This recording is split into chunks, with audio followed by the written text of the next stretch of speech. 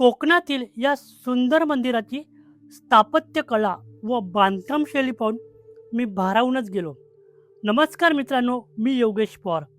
वेंगुर्ला तालुक्यातील असोली गावातील श्रीदेव नारायण पंचायतन मंदिरातील ही नारायणाची मूर्ती अतिशय सुंदर व 900 वर्षापूर्वीची एक स्वयंभू मूर्ती आहे.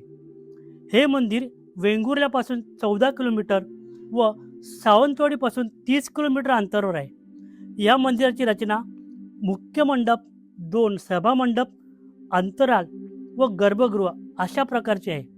मित्रांनो, अंतराळगृहात प्रवेश करताच आपल्याला अंतराळगृहाच्या छतावर श्री विष्णूची सहस्त्र नामावली लिहिलेली दिसून येते. अंतराळगृहातील खांबांवर मत्स्य, कृम, वराह, नरसिंह, वामन, परशुराम, प्रभू श्रीराम, श्रीकृष्ण, बुद्ध व कल्की या दशावताराच्या सुंदर सोनेरी रंगात रंगवलेल्या मूर्तीचे आपल्याला दर्शन घडते.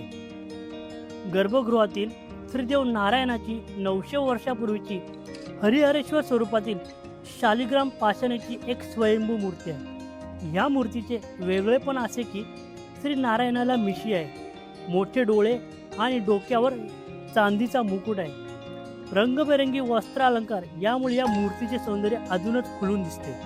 श्री देव नारायण मंदिर असोली हे कोकणातील प्राचीन व प्रसिद्ध मंदिरापैकी एक मंदिर आहे. हे मंदिर खूपच सुंदर असून मंदिरात प्रवेश करताच आपल्याला सकारात्मक ऊर्जेची जाणीव होते. कोकणातील स्थापत्यकलेचा समृद्ध वारसा म्हणून या मंदिराकडे पाहिले जाते. तर मित्रांनो, तुम्ही वेंगुर्ल्यामध्ये आल्यास नक्की या मंदिराला भेट द्या आणि व्हिडिओ आवडल्यास लाईक, शेअर, कमेंट आणि आपल्याला फॉलो करायला विसरू नका. पुन्हा भेटूया एका नवीन व्हिडिओमध्ये. जय शिवराय, जय शंभूराज.